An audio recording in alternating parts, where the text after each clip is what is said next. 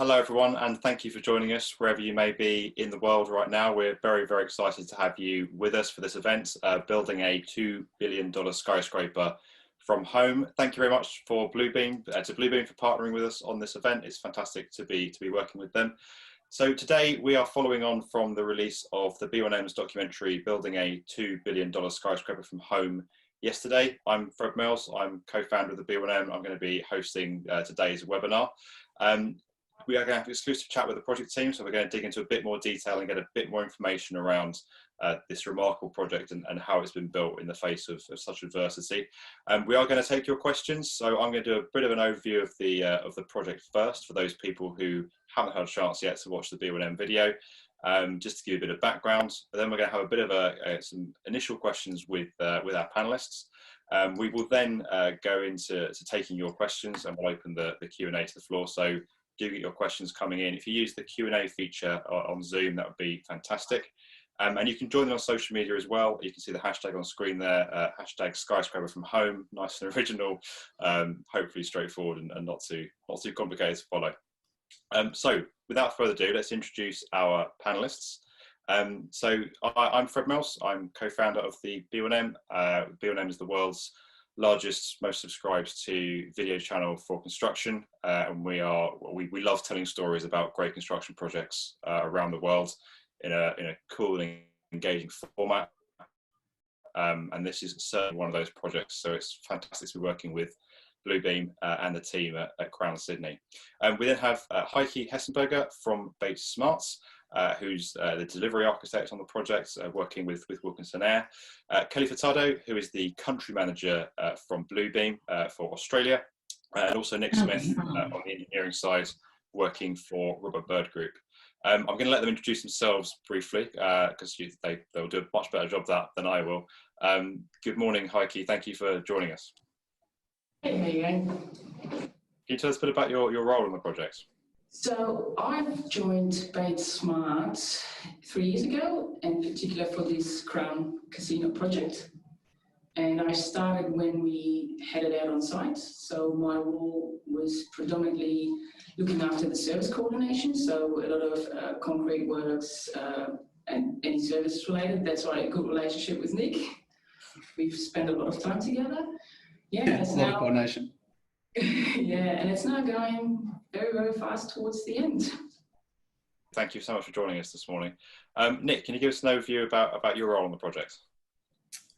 So my name's Nick Smith, and I'm a structural engineer for Robert Bird Group, and I've been working on the project for about 5 years, through the design development and into the construction phase, and did a stint on site. I worked probably for a year full time on site, doing a lot of the coordination with Heike as we moved up through the building. An avid Bluebeam user and digital transformation is something I'm really passionate about and happy to share about how we've sort of combated COVID and the challenges that it's brought us. Absolutely. Well, I mean, thank you so much for joining us, and indeed for working with us on the production. It's been great working with you on this. And Kelly, country manager for Bluebeam Australia. Can you introduce yourself? Yes, hi, I'm the Regional Director for the Asia Pacific region. My name's Kelly. My role here at Bluebeam is to work with end users such as Nick and Heike to better utilize the software and obviously expand our presence here in the Australian market. Fantastic. Thank you so much for joining us this morning. I think it's great to have such an informed panel. We've definitely got the experts in the virtual room, as it were, which is good. So today we're going to talk about Crown Sydney, which for those of you that don't know is Sydney's tallest new skyscraper. It's rising from the Barangaroo district right on the harbour side. Now, as I mentioned, we do have a video about this. Building a $2 billion skyscraper from home was released on the B1M's YouTube channel at 12 noon UK time yesterday. It's already got like over 100,000 views, and it's a great film if I do say myself. But I don't just have to say so myself. We've actually got some pretty good comments coming in. One person said, "How can you not appreciate the quality of this video and the content? This is beyond YouTube quality, and we're getting it for free." That's. What can I say? I just let other people speak for itself, really. So do go and watch that film. It's up and available now to watch for free on YouTube. Really documenting what this project is, what it's taken to construct it and what it's been through over the course of 2020. For those of you that haven't had a chance to see the video yet, we're just going to give you a bit of an overview of Crown Sydney just to inform this discussion. So this is, as I said, Sydney's tallest new skyscraper. It's rising from the Barangaroo district. The building's actually also known as 1 Barangaroo. It's a 275-metre tower rising from a former shipyard. For anyone that is familiar with Sydney or the harbour area, you'll know there's a huge regeneration taking place on the harbour side there in the Barangaroo district, and this skyscraper is pretty much the centrepiece of that development. It offers views across the harbour. There's going to be a casino. There's going to be a 6-star hotel. And for those of you familiar with 5-star hotels, you know that 6 stars must be very, very nice. And a number of high-end apartments as well. Now, the building's form is actually 3 twisting petals rising together as one, which you can see in the image there. But that obviously presented engineers with quite a challenge. And this is kind of difficult to overstate how remarkably challenging this building really is. We've got, it's a slender tower. Because of its form, no 2 floor plates across the 71 stories are the same. And then to top it all off, it's clad in 7,000 individually cut pieces of glass. So it's an extraordinarily complex floor plate with a complex facade. On top of that, as you can see from that image, we're building in one of the most prestigious and iconic locations probably in the world. You know, you're adding a major new building to the Sydney Harbour cityscape alongside the Opera House and the Harbour Bridge. So as I'm sure the project team can attest, the pressure is on with this one. One of the big things that happened early on, and Nick will speak to this later on, but the project went down a paperless route. So because of that complexity that I described, doing this with hand drawings would almost be insanity. So moving to tools like Bluebeam, using digital collaboration, quite early on enabled this project to take a paperless approach, which has been more efficient, more sustainable, and made everyone's lives quite a bit easier. That's been completely enabled by Bluebeam Review, but I'm sure our panel will be able to talk to that a little bit later on. Now, a lot of us associate skyscraper construction with going up, but it's actually quite interesting because the most interesting part of this building is below ground and how it goes down. So the structure was built with something called top-down basement construction. I studied this at university. I actually wrote a very dull paper about this at university, but so it's great to be able to bring it to life in a YouTube video now. But this is where the team, faced with a tight program, high water tables, and ground contaminants, they would have had to spend quite a lot of time, quite a few months in the ground excavating a basement structure. So what they did was create pile foundations and then pour a ground floor slab on top of that. They then began excavating the basement beneath that slab, pouring another slab, and then through a hole in that slab, passing plant and equipment, basically kind of building their way down through the earth, whilst also building the skyscraper above. So this building literally went up in 2 directions. It was rising up, but also going down at the same time, as this graph here kind of shows. But this is also kind of visually shown in the video as well. So do have a look at that. Yeah, if this project wasn't in a tougher location or complex enough as it was, they've then added top-down basement construction. But remarkably, this has cut almost 12 months off the construction program. So a real innovative approach, and that made a big difference. Now, when Crown Sydney topped out in early 2020, I think it's probably fair to say that the project team, having built a new 71-story skyscraper on the Sydney skyline, probably thought the hardest bit was behind them. But as all of us know, we had the pandemic hit in early 2020, and the impact of remote working. So we've all been working from home. The reason this event isn't actually taking place in person is because we are all working from home. And the project team then had to go through this period of coordinating the finishes, the fit out of this skyscraper from home, working remotely. And to give you, again, some idea of the complexity, no 2 floor plates are the same. The building's got several different uses between the casino, hotel, and the apartments. And the market for apartments and hotels and casinos was, as we all know, shifting quite dramatically. So what they've done to keep this skyscraper on track this year, in the face of what they've had thrown at them, is pretty remarkable. And I think it's all down to their hard work and also the support of Bluebeam's technology. Now, at that point, I want to bring in our panel, because this is a great point to bring in our panel. I just want to ask you guys, we all lived through that moment where lockdown came. We had to adjust our lives, but most of us weren't working on a $2 billion Australian dollar skyscraper. What was that moment like when you kind of dawned on you that actually you're approaching one of the most complicated parts of the project and you weren't going to be able to have face-to-face meetings anymore? Nick, how was that for you? It was quite difficult, definitely, when it sort of hit.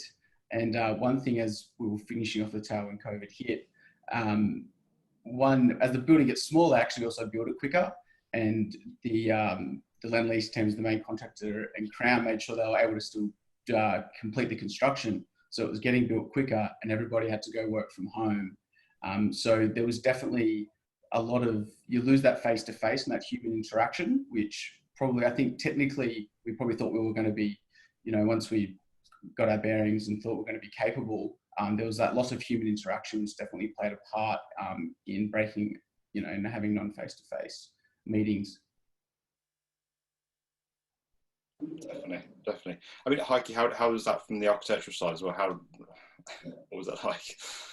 To be honest, slight panic attack, because we all were used to having regular meetings face to face, and you're sitting in a room with 20 people over the table discussing problems that occurred or arise, and out of the blue you're sitting by yourself at home, and it's very, very daunting not to know, when will you see people face to face again. So just the quick change we had to go through, I don't think we had much time to think about it, so you just could adapt to it, and you had to rely, your communication style changed, and you had to rely more on sketches, which we didn't really do much in the meeting room, so as such.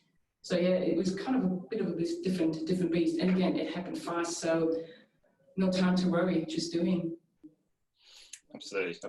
Just for anyone who's just joining the webinar now or who's been watching so far, don't forget to put your questions in the Q&A at the bottom, because we will be answering some of your questions once we've had a bit of an initial chat with the team. You can also post on social media, hashtag skyscraper from home, or have a look at all the cool stuff that's going on online as well. I want to go back to that point now about that remote working and working from home, because obviously I know that there was this shift to digital collaboration reasonably early on in the project, and there's obviously the benefits that you saw from that, working on it when you were kind of based at the project site and able to meet face to face. What new role did digital collaboration really take on when you started working from home? How much further did it go when you started remote working? I think definitely for us, definitely for Robert Bird as a company, there's always been a focus on digital transformation, but this really fast-tracked that at, I think I would say, much more personal level. It was really sort of enabling people and definitely enabling the project to continue working by looking at all the functionalities that Bluebeam has and saying, like, how can we improve it? It was working well before, but what can we use better? Can we, set up better sketch templates? You get more leverage out of the tool chests to really build that efficiency and consistency when we're working from home. Definitely. Heike, did you find that as well? Yeah, definitely. And the other thing it forced us to do is, Bluebeam has the advantage, you can get people involved that are not necessarily astute to any 3D modeling software, which we had used beforehand. And so it was just, we were all sitting in teams in front of one screen watching how the modeling was, was shifted. And you couldn't do that anymore. So yeah, just involving anybody into the whole process of, solving problems with these markup tools, and teaching each other and finding out about different tools that we could use was definitely, was handy. And to the point that now the initial review of, let's say, changes to the building occur actually in Bluebeam because of that ability to overlay drawings quite quickly, color them in, see if it works. And if you get the feeling, oh, there might be a clash, then you actually start going back into your modeling software. But yeah, it cuts out a bit of time and makes it easier for for us to see potential clashes. Yeah, that's fantastic. I mean, and it's, you say about, you know, engaging the wider team. It's obviously there are many people working on Ground Sydney, and with remote working, you had people working on the site, you know, with social distancing measures in place, you know, keeping this building going through the pandemic. But then suddenly the site office, the design office was kind of separated from them. So how did you find, you know, Bluebeam in terms of giving access to information for everybody? You know, that's one of the big features I've heard a number of people say around the world about the product is, you know, it's intuitive, anyone can pick it up and use it, anyone can get access to the information. Did that kind of help the information flow on site at Crown? I would say so, yes. Because, you know, it is so easy to use. And as Nick said, we started to use Bluebeam fairly early on in the project. But yeah, initially it was more just line work, notes, adding here and there, so nothing really out of the norm. And so learning how to use it to a bit more in depth is definitely helped us, and it probably helped also then the team on the other side, actually on the construction side, because I think the markups got better and better, and probably for, you know, the understanding became better as well. So I know it's quite, and the people on site then returned comments as well in different color schemes, so you knew who was doing what. So yeah, it was really a good back and forth. Yeah, you can fit a lot of information, definitely on markups and sketches, and having that ability to see sort of under the thought process while not being in the same room was very key. And definitely for us, the sketching ability that Bluebeam's enabled us to produce, like, you know, we have to communicate our engineering solutions to on-site people, and when you don't have that, when you're not confident in doing that, then that's a bit of a worry for us. So the fact that we're able to give the advice and to be able to produce engineering solutions to such a high quality definitely is something that we just take on now. It's just become a bit of the norm. Yeah, like absolutely. But I want to kind of bring in Kelly here as well, because I know that, you know, Bluebeam is used by literally millions of people in the construction industry worldwide. And it's been a pretty interesting year for people who make digital collaboration software tools. So, I mean, how has it been in Australia? How was it supporting not just the Crown team, but what have you seen across the industry this year in terms of tools like this taking on, you know, critical new meaning? Yeah, I think what I'm so impressed with is how innovative people have been and how willing to try new technologies that people have been on our construction projects across Australia. Bluebeam obviously being one of them, but just this year, you know, kind of overall industry and what people like Nick and Heike know about the software, and sharing their knowledge across the construction teams that they work with, as well as external stakeholders, and just really using that kind of I guess tenacity to kind of demonstrate that they could really take on this challenge and advance, you know, the way that our world is built. Absolutely. I think that's a really important point, because we're talking about digital collaboration and how the Crown Sydney projects, you know, was able to keep going through the pandemic. But this is the story of construction sites and construction projects worldwide, you know, and everyone's had a tough year. Everyone can tell you a horror story about their year and something really, you know, tough and hard that's happened to them. And it's been a really tough year for everybody. The construction industry has not been immune to that. We've had to, you know, keep going. People have kept building these buildings that shape our world through all of this, enabled by tools. So, you know, I think it's important for anyone watching to understand that, you know, we completely recognise this is not it's not a merry event, but it's a good story to come out of you know, a tough set of circumstances, which is fantastic. Absolutely. I want to touch on the paperless element for a moment, because I know that you guys were very well set up in terms of your digital collaboration before the pandemic hit, which was incredibly useful for you. I mean, it kind of feels like a no-brainer now, but I can imagine taking Sydney's tallest new skyscraper down a paperless route. When you first kind of suggest that to people, it's probably quite daunting. I mean, how was that process? How did it come about? I know, Nick, you were involved early on. Yeah, there was definitely the feeling of it was adaptability out of necessity, and I sort of say that a lot because it really was. We couldn't get through the amount of paperwork. You weren't maybe capturing things that you should have been capturing. So we sort of just stumbled upon Bluebeam, and you sort of just saw it and just went, well, why we need to be using this. We need to just, you know, get our teeth sunk into it and see what it can do. And then it's really just sort of kept on growing since then. I mean, how was that moment? You know, when you have a person on site who I've seen it before, yeah, they have their drawings in their hand, they are under their arm, and that's their drawings. That's what they're building to. And how, I mean, when you're introducing tablets, you know, digital tools, apps, how you know, was that an easy process? How long did it take to go from kind of what you were doing up to fully paperless projects?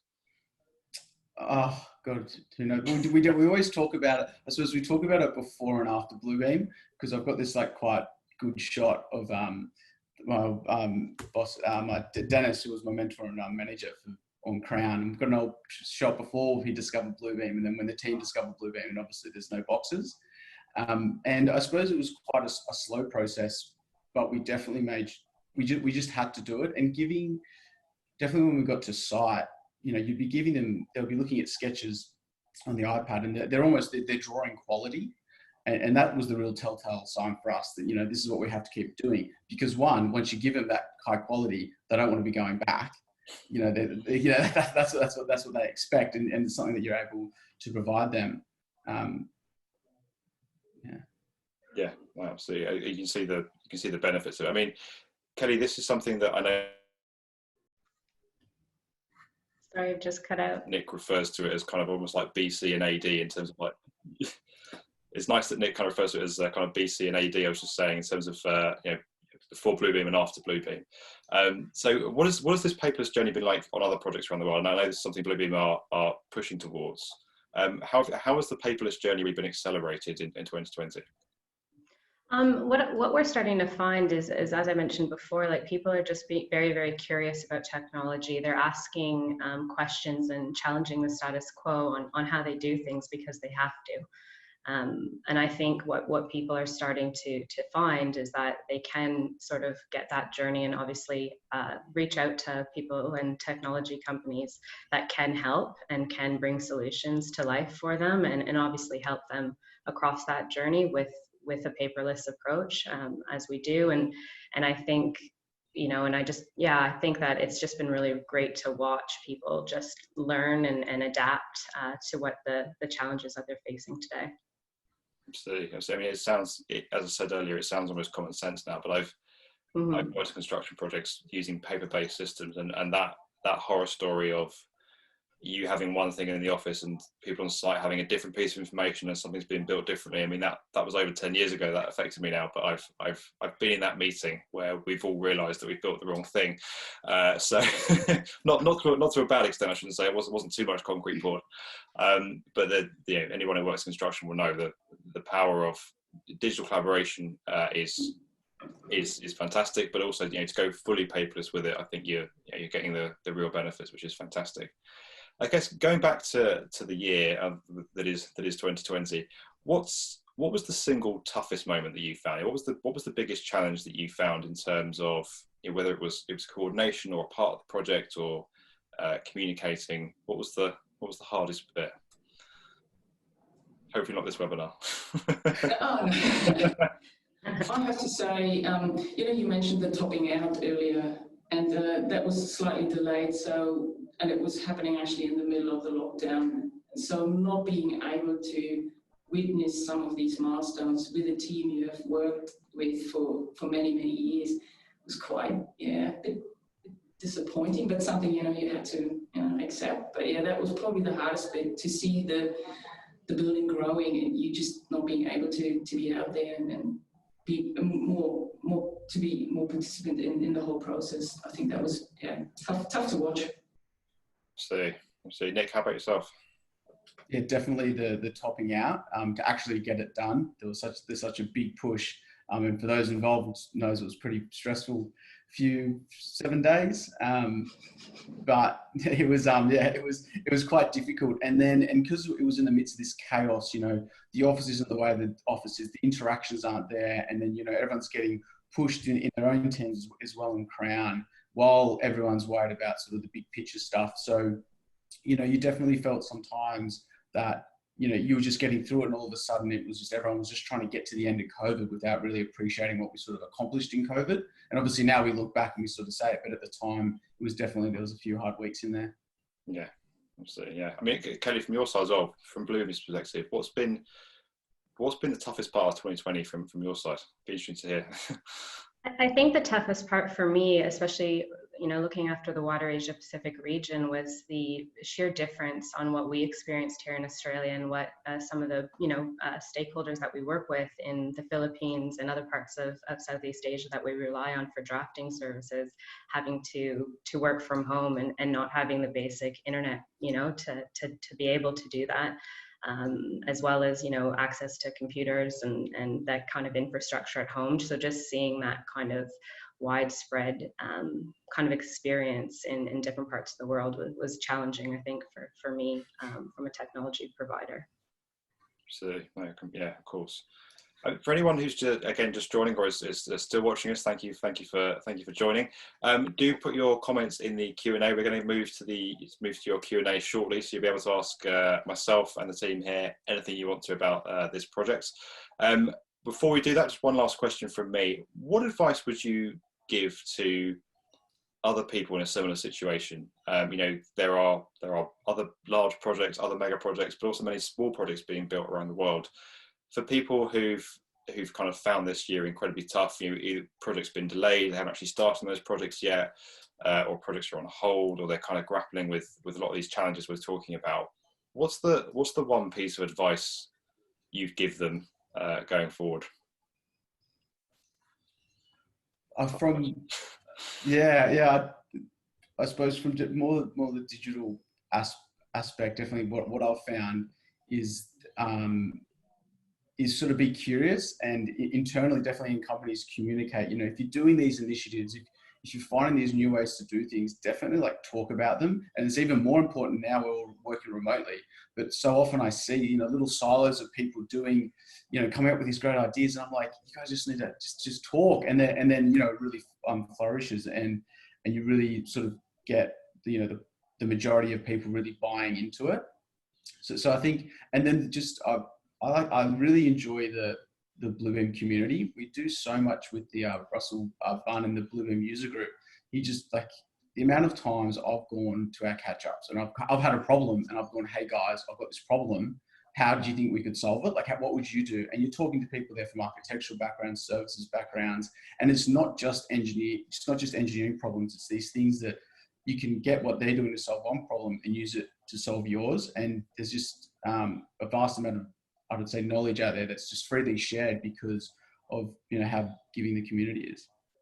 Absolutely. I mean, it's fantastic that's still happening, because I know from our own team how much harder it is to kind of get that cross-fertilization of ideas and stuff during a lockdown. When we were all in the same office, it was great because you'd overhear stuff and share ideas. But that's a great piece of advice, because we have to put a lot more effort into that, I think, as we now that we are remote working.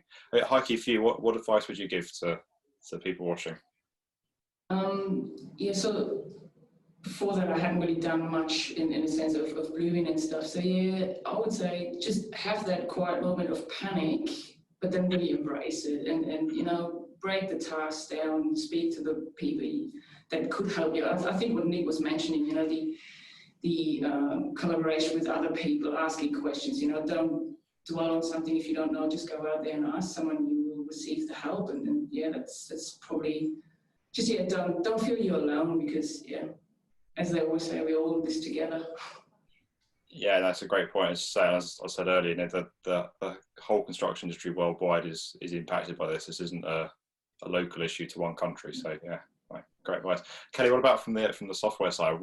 What advice would you give to Bluebeam users or people thinking about using Bluebeam? Yeah, I agree with both Nick and Heike.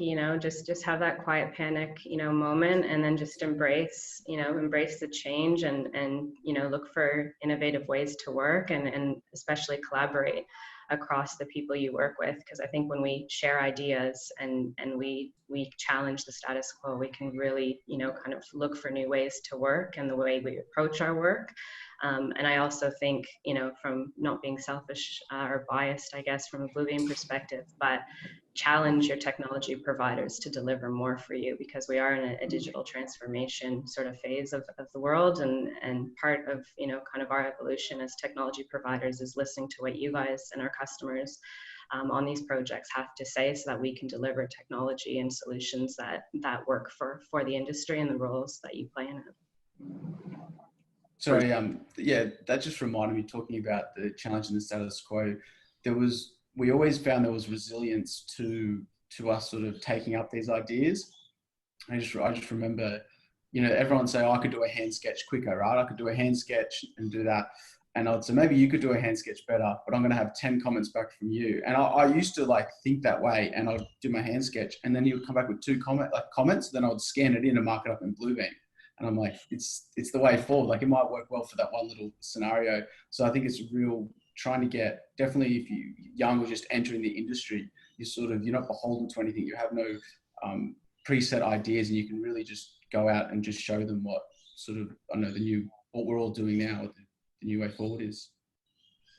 Couldn't agree more. So I'm being a bad moderator and agreeing with the panelists, but I completely agree with everything you guys have just said. That's fantastic advice. And we're going to move into some of your Q&A now, guys. So do keep your questions coming in. If you use the Q&A feature at the bottom there, we'll try and get through as many of them as we can. If we can't get through them, we will endeavour to answer you afterwards, or you can message us on social media or through Zoom, and we'll try and get them answered. So first one, this is going back to the engineering of the building. So this, Nick, is coming your way, just heads up. This is from Matthew. I'm from Sydney. I've witnessed just the Crown Casino project, but the entire Barangaroo development for 9 years. My question is, why is the concrete core much bigger at Crown than the ones we normally see in a commercial office building? There's many factors that come into, you know, the thickness of the concrete wall and the lateral stability of a building. And definitely when you're talking about a commercial building, a low rise, that is very different to a high rise, which is usually governed by wind and, you know, the serviceability under wind conditions. So some, you know, if you said a hospital's probably got thicker walls. So there's lots of things that impact the thickness of the core, and, you know, it's as big as it needs to be. Yeah. to meet all the design criteria that we have to adhere to. Yeah, no, completely. I mean, I think you can see it in the video as well, the size of the core, but also the raking columns and the different shaped floor plates as the building rises. Yeah, it's extraordinary. It's one of those where you look at it and think, how are they building that? Yeah. And there's also, you know, the building sort of isn't, the building's twisting and moving and getting pulled in a certain direction because of the pure geometry. It's not as simple as a straight up and down structure, which we're used to seeing. Yeah, no, completely. Yeah, well, that's very interesting. Now we have another one. This is from an anonymous question. I'm not sure why it's anonymous, but don't worry. What is your favourite part of the Crown building? Heike. There's so many things. It is an amazing building. Just from the structural point, you have pretty much everything. You have steel work, you have concrete. It's the services in this building are just amazing, and the sheer volume of stuff. I think that was probably the most impressive thing, to see the core, the structure growing with the services, and just how everything got together. Because I have to admit, 2 years ago, I didn't think that would happen, but it did. And I think the whole building is just, there's little areas you discover every time you're on site. You think, wow, that's amazing. How did we do this? Yeah, Nick, it's not just one spot. It's pretty much everything has its. I've learned so much. Yeah, completely. Yeah, I completely agree. It's an extraordinary structure. The more I found out about it, the more blown away I am. Nick, how about yourself? I'd probably just have to go. My favourite part of it, just the way it looks. Like, you know, when it's got to the completion. Like you see it, especially they've opened up the new boardwalk. I was down there on the weekend, and it looks like a render. You know, it looks like the way it looks in all the rendered shots. Like it's just amazing the way we've been able to accomplish that. I think it just looks stunning. Yeah, I think as I said at the beginning, you're building a skyscraper that big on the harbour, next to the Opera House, next to the bridge, and when you first hear about the idea, you think, oh, they've really got to get that right. But I think, in my personal opinion, I think it looks like a great building. So yeah, I can't wait to get back over to Sydney to actually see it in real life. Obviously, being based here in Brisbane, it's going to be fantastic once we get to travel. Absolutely. Yeah. What's your favourite part of the building, Kelly? We have to answer the question. I think to be honest, it was going to Sydney, and obviously I used to go there probably about once a month, and just seeing it evolve, whether it was to attend the Bluebeam user group, or just meet with end users prior to the lockdown, but just seeing it evolve. And obviously Barangaroo is an exciting part of Sydney, and it's got a lot to offer, obviously the Sydney siders, but yeah, just kind of witnessing it, in its phase, every time I went through, and just seeing how quickly it was progressing. Yeah, definitely. I would just like to add on the where as they were building it, and you'd see before the facade caught up, and you could see the inclination on the helical columns. Like that was extremely impressive to see that go. And in the podium, which a lot of people wouldn't have seen because it hasn't been opened. But I remember when they stripped down, there's inclined columns there in the podium as well, and they stripped all the columns out, and a few people go, oh, they look a bit too slender. And then we sort of said, well, engineers must be doing a job half right if they look a bit too skinny. Definitely. That brings me to a point, actually. My favourite is probably the top-down basement construction, because I love that it's so, I know it's not part of the building, it's part of the construction process, but it's kind of so innovative, and it's one of those things that, when you're walking by, or you're on the train, or you're driving by, you just see the building going up. You don't appreciate what's kind of going on behind the hoarding.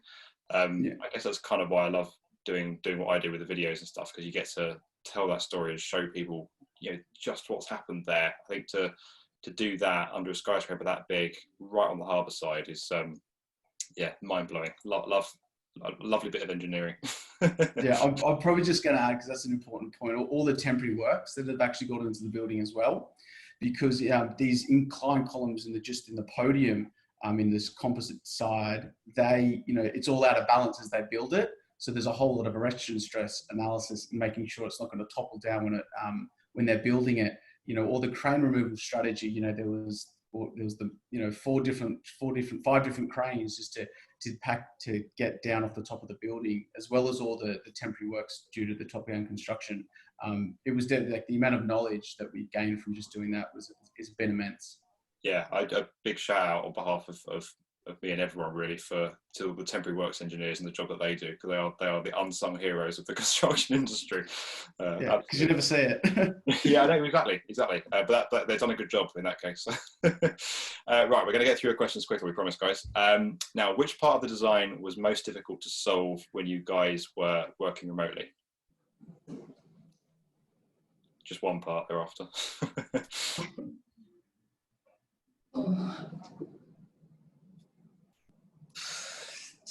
So you said in Revit? No, which part of the design was most difficult to solve when you were remote working?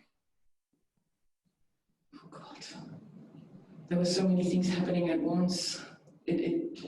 Probably the just ensuring that because we had done a fair bit of service coordination from mid last year to the point where we got into lockdown, and just to keep that going and actually ensure that we can keep the quality up and don't miss anything. That I think that was quite nerve-wracking at times. That was probably a hard part, just to keep the quality and the standards we had going, so that they could build it right. So it was, yeah. There was definitely. I remember when we'll go right at the top, we'll just getting the design coordinator when you can't sit in a room, that really did pose a big challenge, because you would really have that sort of community environment like the design team had done however many levels, and now all of a sudden you can't be in the room, you can't just talk about it, you can't work it out in the room, and all of a sudden you weren't getting that, I don't know, resolving of issues as quickly as probably we're used to. But you can in Bluebeam Studio now. Yeah. Thankfully. Now, a question from Peter. Did you incorporate on-site validation of the building as it rose? And if so, how many changes or deviations fed back into the models with the difficulties presenting from working from home? In what sense did you? I'm not sure. So there was constant building monitoring of the building as they were building it, and that just continued on in terms of the actual, the concrete structure itself. Probably in terms of services coordination, it's been changing for a while, so we're probably able to feed that back in using the digital processes or workflows that we'd already developed. Yeah. I don't know if you want to I don't think that there was much change to the process as such, because it was all everything was quite well established. So it just meant instead of sitting in a meeting room, you were sitting at home, and I mean the communication channels were still there. You could still call your consultants and everything. So I don't think there was much change to the process. Cool. Another question from Jesse, who's one of our biggest fans. Hi Jesse, thanks for joining. He's asking, how long did it take to find and fully implement Bluebeam into the process once work was halted? I know we spoke earlier that you've been using Bluebeam for a while, but how long did it take to kind of get the new workflow up and running for everybody once lockdown came in? I would probably, part of that process is the knowledge sharing. Like the people that were widely using it within the project team, or I'd say internally within the office, there's probably, I'd say, a 2 to 3 week period. I think there was a big push, internally at Robert Berg Group to really upskill those persons, just everybody in the ability to do that digital collaboration.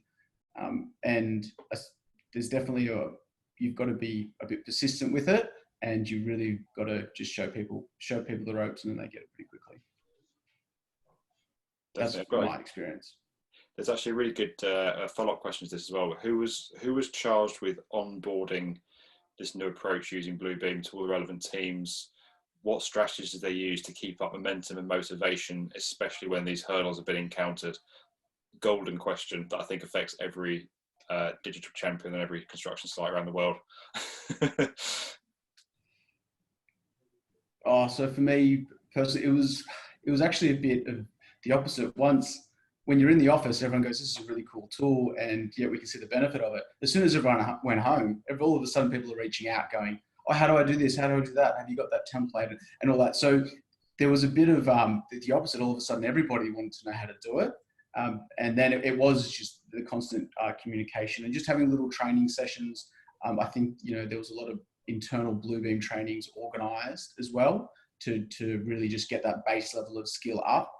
And then there's definitely an IT aspect in terms of having your profile with all your tool chests, which just allow for that consistent presentation of what we're conveying in our sketches or coordination. I mean, Kelly, how have you? I know Bluebeam do Bluebeam user groups, and it's an incredibly intuitive product to use and pick up. But what advice would you? You've seen this kind of in a few different countries. What advice would you give to this answer? I think to be honest, a lot of our website has so many resources, and our partners and end users have created YouTube channels and places where they can post these workflows and be creative, and we do have a fantastic professional services team that you can work with as well if you are looking to get onboarded and trained. But again, reach out to your peers, reach out to your counterparts overseas if you are part of a global company, and kind of reach out to Bluebeam. We have a lot of resources that you can leverage, as well as partners that we work with across the globe that do provide training services, and yeah, just ask the questions, I think, and everybody, I think, in our ecosystem is so willing to help. And that's the great thing about Bluebeam is that people love talking about it, and they love sharing their ideas and how they're working with it, and kind of the new creative way of how to do a markup or how to perform a sketch, like Nick said earlier. Definitely, I think that's the big thing, isn't it? People, you can say, use this tool, but when people actually start using it and see the benefit, and they actually experience the benefit, I think that's what's probably Exactly. what made Bluebeam so successful. Yeah. Mm-hmm. Yeah. People picking it up from there. Now we have a question from Alex in London. I want to give a big shout out to Alex in London because the other attendees on this panel are in Australia. So you can see that our panelists here are all in Australia. It's a reasonable time in the afternoon, but I'm currently hosting this from London, where we started at 6 a.m. So Alex, big shout out to you. Thank you for being here with us so early in the morning. Alex is asking, what is the most interesting or your favourite floor in this building? It's a good opportunity to give people who don't know the building some insight behind the glass. What's the most interesting floor?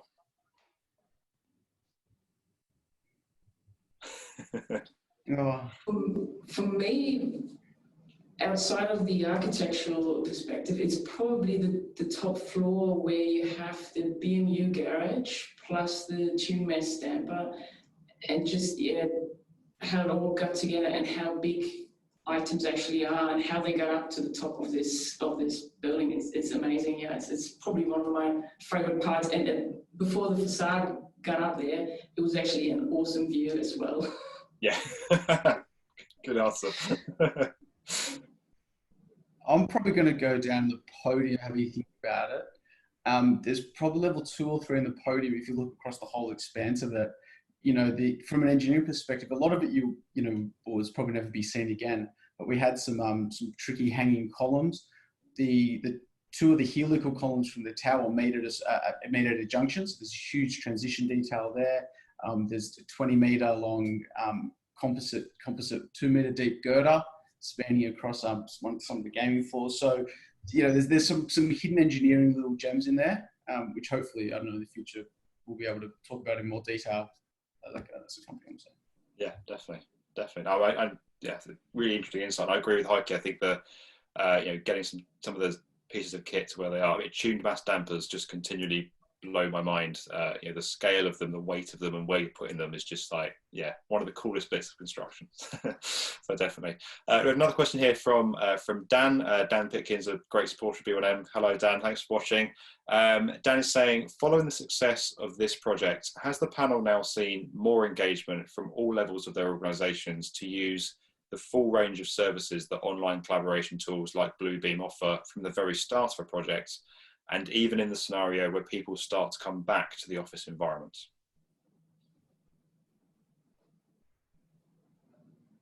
We're finding it, with the customers that we work with. One of the great and exciting things that we were able to deliver this year was an instance of Studio in Australia to obviously meet data sovereignty legislation and just removing that barrier. And obviously our plans accelerated because of the pandemic, because we wanted to be able to deliver that solution for our customers in this region.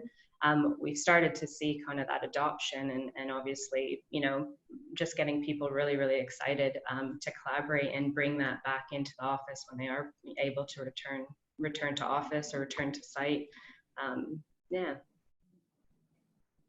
Yeah, there's definitely been. It's more of the norm now. Definitely for new projects, like we use Bluebeam Studio to do all our reviews, especially now across offices and globally. It's that ease of access is now making it. It's necessary. You've got to be able to do it. You can't just get by the way they were doing it before. So, most projects from the beginning go down that route. Absolutely. Another question. We are inundated by your questions, guys, which is fantastic. So keep them coming in. We'll try and get through as many as we can in the next 10 minutes. We promise you. Does collaborating with each other during COVID change your view of realizing the importance of getting? Does it change your view of realizing the importance of getting people involved and collaborating throughout the project? Does collaborating with each other during COVID change your view of the importance of collaboration and talking to people?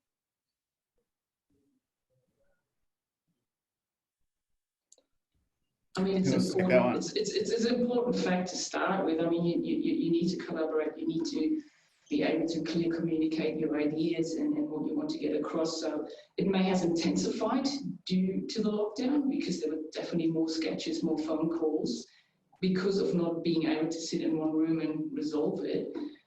But yeah, I think the aim should always be for, collaborating, communicating a lot with your internal and external teams. Definitely. I think just in my experience, I think the lockdown has really underlined the importance of communication between people. You know, regardless of what medium that may be, it's harder now to talk to people, obviously, but it's just as critical. Another interesting question is from James. Do you see any negatives in going paperless? I don't think going paperless should detract from this skill, definitely in engineering, of being able to communicate your engineering solution. So if you're in a meeting and you've got to quickly mark something up on a whiteboard, that shouldn't hinder, just because you've gone paperless, you shouldn't then not be able to do that. And I think that sort of probably comes back to more of a training and development sort of focus that's probably going to come in a lot of professions. Is we're using all these digital tools, but we still need to make sure we have those fundamental understandings in what we're doing. So, well, not a negative, just probably something that has got to be thought about as we keep going further down this path. Definitely, it's not a silver bullet, yeah. Back to engineering. Is it true that they use the world's largest tower crane to construct the podiums and gaming floors? I don't believe so. No, we're unable to verify. Maybe the unable to clarify. I think maybe the biggest in the Southern Hemisphere at one point, but nice. Don't quote me on that. Maybe, don't quote me. We will find out, Matthew. We know it's a very big crane. Certainly a big crane. We will find out, and we will let you know. We make statements like this all the time on B1M, and we're constantly checking that we're actually 100% right what we're saying. So yeah, we'll check that one. We're inundated with questions. I'll just try and pick some of the best ones. As a 20-year-old construction management student, this is from William. As a 20-year-old construction management student who's interested in skyscrapers, what advice would you give to me, someone who wants to go into building them in the future? I'd say get involved, which might sound, I don't know, like a bit of a cop-out answer. But yeah, there's a lot out there. There's just so much online now. You know, just get your foot in the door, or just start looking at, you know, as much as you can, and just keep learning from what's out there. The amount of educational and everything that you've got, it's truly staggering. I would say start your digital transformation journey now. You know, you're at the heart and center of technology, and obviously using technology and in your everyday lives. Like, you know, just start researching how you can kind of do that, and obviously change the industry as a fresh set of eyes. Yeah, and I will probably add, take any opportunity, as little as it may be at the start, but it could evolve into something bigger. I mean, I took this position here and it started out small, and now I'm working on one of the biggest projects in Sydney, so you can see where it brings you if you just say, yes, I will give it a go. Definitely, I completely agree with that point. You know, I remember when I was younger, looking up at these massive buildings and thinking, oh, this is so cool, I'd love to do this. And I remember my first day in the industry, it's so daunting, it's so overwhelming, you don't know anything, and everyone's kind of like, it's going 100 miles an hour. But that feeling of being able to, you know, just keep going, try it out, keep learning, but being able to stand back or walk around a city and say, I built that's there because of my team and what we did is the best feeling in the world. So yeah, 100%. It can feel daunting, but follow your passion, go for it. It is the best industry in the world. You won't look back. be my advice. We're going to get a few more questions in just before the end. So what was the main design authoring software used, and how did Bluebeam interact with it?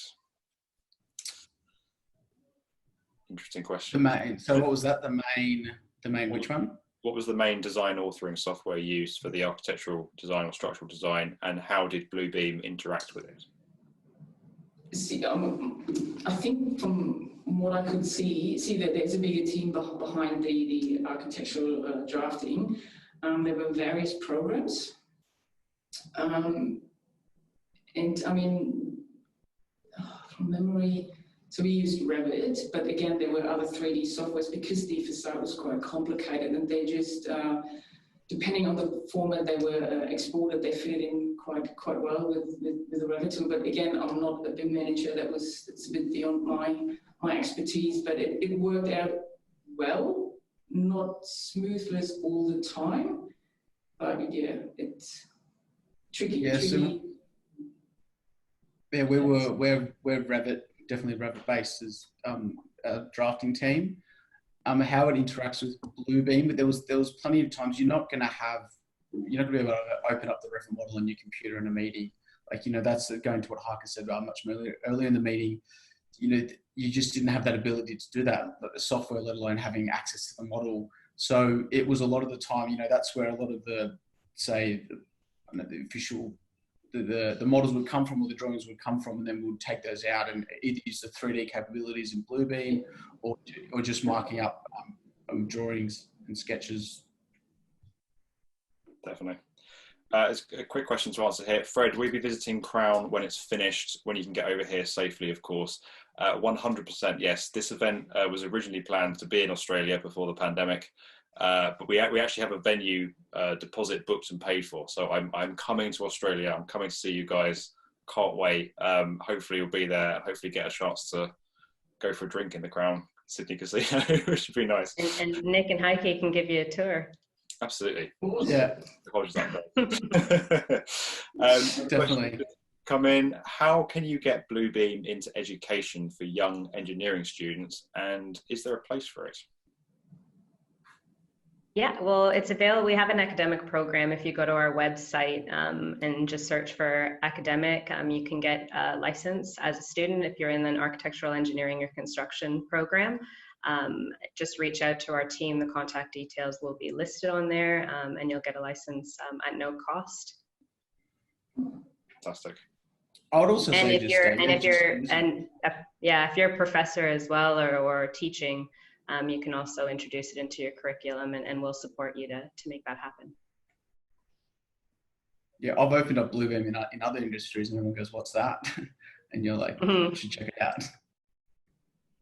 Just had a comment from Kyle saying Washington State uses it in their colleges and it's sweet, which is great bit of feedback from Kyle. We like to hear. And thanks for watching where you are. We really appreciate it. That we've answered as many questions as we can, guys. There are loads coming in, which is fantastic. I think we've tried to answer some of the ones. There's been a bit of overlap, so we've answered ones that probably answer other people's questions as much as we can. Really sorry we can't answer everyone's, but do pop them in either in the comments on YouTube or email us afterwards, and we'll make sure we get you answers. One last question from me. I just want to ask each of you. It's been a crazy year. This is an astonishing project. You've managed to do it, literally through hell and high water. What are you proudest of? As someone who works in the industry, who builds buildings like this, building like this, having this level of impact. What are you proudest of? Not giving up, even though there was a daunting challenge in front of us, and just keeping up the good spirits. Try to engage with your team, and even though it was just a phone call, I think just keep it going, to try to keep it going as smooth as we could under the circumstances. I think that's and to see what we have achieved I think it's there. Yeah, definitely getting to the end. It's been a long, and there's still quite a big challenge. It's quite a big push to get it all done by the end of the year. So almost there, but yeah, there's just definitely times it was just relentless for so long, and then getting hit with COVID as well. There's design development, there's coordination, there's construction, all three commonly happening at the same time, which made things interesting. But yeah, it was pretty amazing that we got to the end. Kelly, how about yourself? Yeah, and for me, we had always had plans to expand our presence here in Australia and build out a team, and the passion that our end users have for our product has allowed us to do that this year, and just seeing my team, who's new to Bluebeam, take on the challenge of helping, you know, the industry and being empathetic to the challenges that they were facing to get set up at home, and obviously putting in technical support questions into, you know, how do I get this installed on my computer, you know, kids running around and all the fun stuff that went along with working from home, and just really the agility that they demonstrated to show us that you know, Bluebeam was a tool that could help, and to demonstrate that they could be empathetic and truly customer centric in the approach that they took with the challenges that the pandemic did face. No, definitely. I mean, it's so inspirational listening to all three of you talking about, you know, what you've done this year to keep going. And I think it's really testament to what's happened across the industry worldwide. You know, you've got project teams that have kept going, they've kept building our world despite all the stuff that's been thrown at them. You have technology firms that have kept supporting them, kept adapting, kept providing what they needed. And yeah, I think what the Crown Sydney is really testament to what so many people in this industry have been doing around the world this year. And yeah, I just, on behalf of everyone that's watching and myself, just a massive thank you for you guys and what you do, and to everyone watching for what you do as well, because yeah, you build our world, you keep it all going, and we couldn't function as a society without what you guys do. So massive thank you. With that, guys, we want to say a huge thank you to our panelists, Nick Smith from Robert Bird Group, Heike Hessenberger from Bates Smarts, and Kelly Furtado from Bluebeam. You've been excellent, guys. You've made this a really enjoyable chat. Certainly for me, I mean, it's been fantastic to do this at 6 a.m. It's been a great way to start the day over here in London. And also thank you to everyone that's tuned in to watch as well. This is going to be available online on demand afterwards, so you can watch it at a much more sensible hour, depending which market you are in. But also, thank you for tuning in. And don't forget, we have the video building a $2 billion skyscraper from home, now available to go and watch on YouTube. It's free. It's about 6 minutes long. Really interesting. It takes all the stuff and all the story we've spoken about here into a kind of a cool, adjustable format. So do go and have a look at that. And finally, a big thank you to Bluebeam for partnering with us on this. It's great to be able to tell stories like this and have discussions like this. So for enabled and partnered with by Bluebeam is fantastic. So thank you very much to those. And thank you, guys. Thank you for watching, and we will see you soon. Cheers.